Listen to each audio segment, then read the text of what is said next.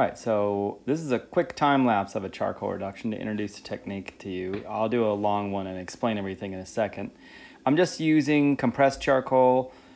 Started on the ground, I wiped it down. If you want darker darks, you could use a little bit of Conte once you get the whole thing going. But it's a good technique. It sets up a figure-ground relationship pretty quickly. It's a little dirty, so don't wear your best white clothes when you're doing it.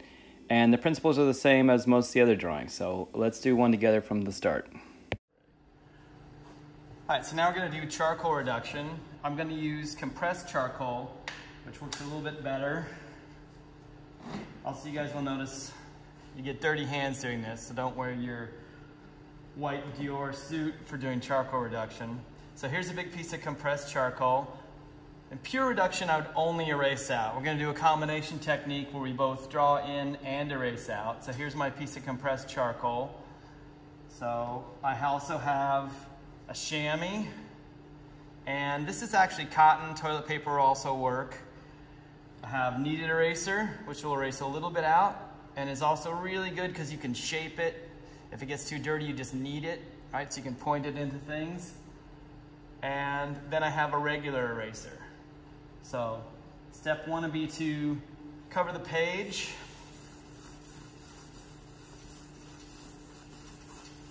And then we wipe it down. So you can, for blending down your page, you can either use the cotton or toilet paper, which gives it a pretty smooth, just to smooth it out. This paper, by the way, Strathmore 400 works really well. This is just regular sketch paper, which is going to do okay for this. If you really love this technique, you can use the Strathmore 400. Another thing I've seen that I didn't do for people that really like this technique is to put baby powder on the page first and then the charcoal. Like wipe in the baby powder and then the charcoal. It allows your highlights to erase out a little bit more cleanly. So I didn't do that, but I'm aware of it as a thing that people like to do. So once I get it all down and even, I'm going to start just like a regular drawing, mapping him in, checking his first the action, then the proportion, later volume and detail. So we'll start the action, egg shape for the head. And one of the things, if you're heavy-handed, this is a good technique for you because it has a lot of forgiveness built in, right? You can just keep kind of pulling things back down. So, egg for the head. There, that's a little small. I want to make sure he fits on the page. He's standing pretty straight. Rib cage, pelvis. His weight's pretty even.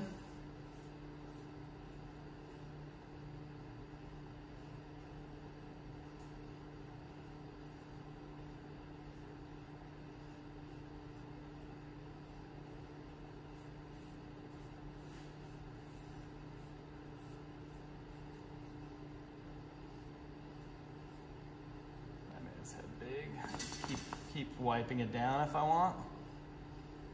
So, okay. Let me move him up, make sure he fits.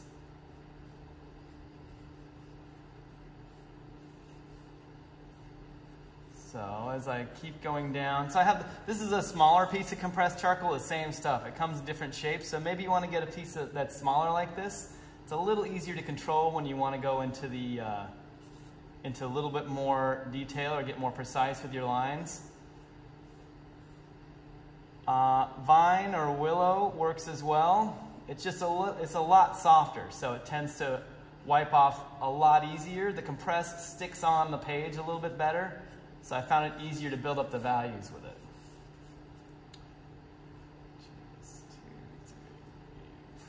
I think I have his pelvis too far down. So it's a good forgiving technique. I can correct a lot as I go, right? I know it adds about 4 heads to the bottom of the pelvis, so I'll just count down. 2, 3, 4.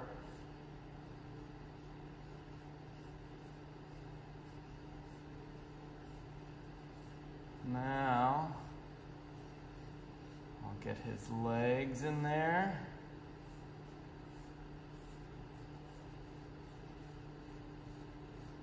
And then we'll finally, this foot's lower. So once I get his, the gesture in,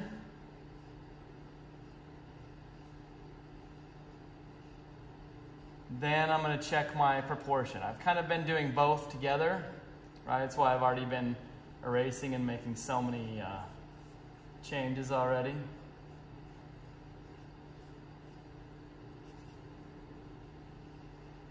Right? Which is important to see, actually. It's good you want to stay fallible, right? Because you're always going to be making a little bit, or at least I always make mistakes. So I want to build some forgiveness into the process because I want to end up with the drawing as good as I can. So that's why we discuss things in this sort of logical order. So I happen to have a pencil here, which is also charcoal. I'm just going to count his heads down. 2, 3, 4. It's about 4 to the bottom of the pelvis. 2, 3, 4. So it's still a little bit. Should be about there. So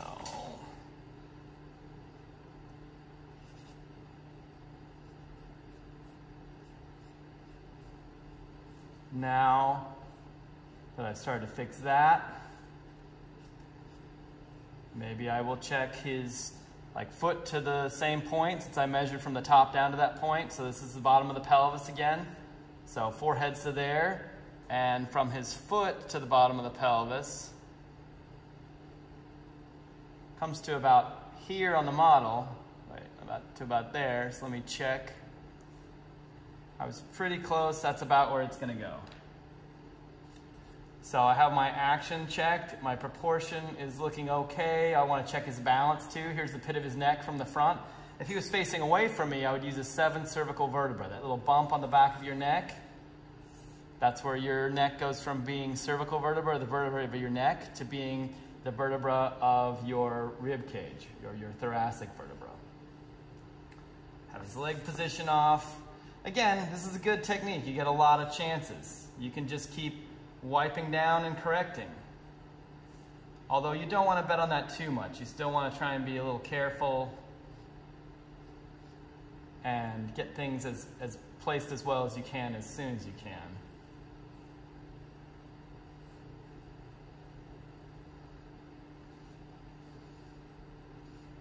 Now this foot's a little lower.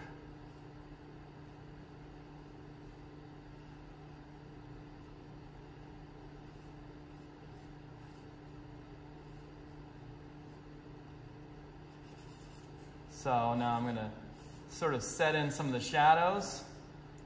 That's how my hands got so dirty. He's got a pole he's holding there, which actually comes down like this. Now this is like a flaw in the paper that looks like I'm not going to be able to get rid of. So now I'm going to take my eraser, and this is kneaded eraser. So if it's all filthy like this, you can just sort of pull it out and knead it to clean off an edge. As you start erasing, it'll reinforce a good habit for drawing, which is to not stay in one spot. If you just erase in one spot, you can actually burn the charcoal into the page and make it harder to erase. So I want to just start erasing out where the direct light is on Ed, right? The light's coming from top left. So I'm just going to start erasing it out. And the kneaded eraser is really great because you can use it, you can flatten it out and use it almost like a brush and erase large areas. Or you can pinch it, make sort of a cone shape, and be more precise about it and erase smaller areas. And again, if you notice it's starting to become a blending tool because it gets dirty quickly, you can just knead it some more and that should clean it off.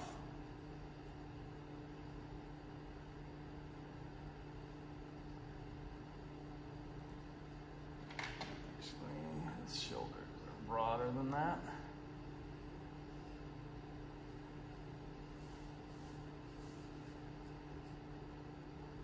Now, as I'll I want to get the plane break everywhere, so I had the darks in. I'm just going to erase out everywhere where there's light on him. Need it for the harder parts.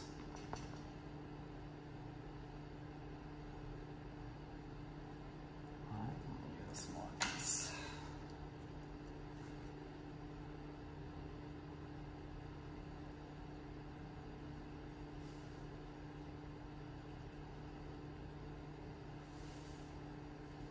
All right, let's see.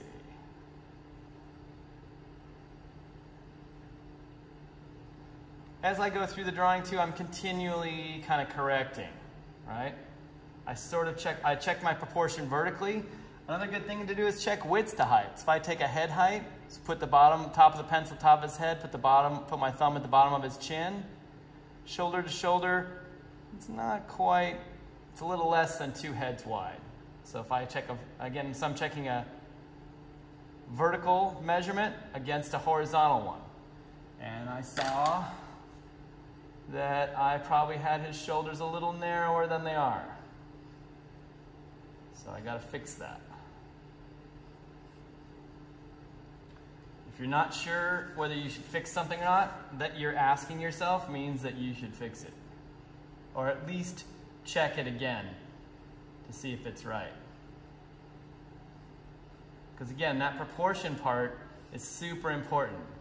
And this is a forgiving enough technique. You've noticed this is about the 5th or 6th leg that I've put on here, right? Which is probably useful to see. I'm not just like decisively putting everything in the right place. On a longer drawing, you want to make sure that you have a good foundation. So let me get it a little bit more.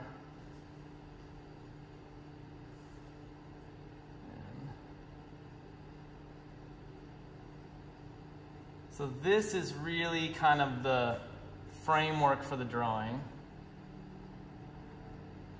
right? I might switch to like a time lapse in a second to build it up a little bit more. This is the basics, right? Now he has a figure-ground relationship. He's lighter than what's behind him and darker than what's behind him, which is the case for him as he is on the stand as well, because he's pretty well lit. He's got a bright light on him. So he's going to have more contrast than what's behind him. And that contrast helps him come forward. And it's a little bit like what you learn about in design. Contrast comes forward. So it helps. This technique is good because it sets up that figure-ground relationship pretty quickly. And it also has a nice sort of dark mood to it, right? Let's see. All right, I'm going to switch to... All right, so now we're switching over to time lapse. I'm working on a little more detail. Since I have the action there and I checked my proportion, I have some volume everywhere, then I can get to detail, right? That way the detail rests on a firmer structure and doesn't pull apart the drawing as a bunch of little parts competing with each other. So really trying to keep working my way around the whole drawing, refine the lights and darks, pick out where I want some detail, and that's charcoal reduction.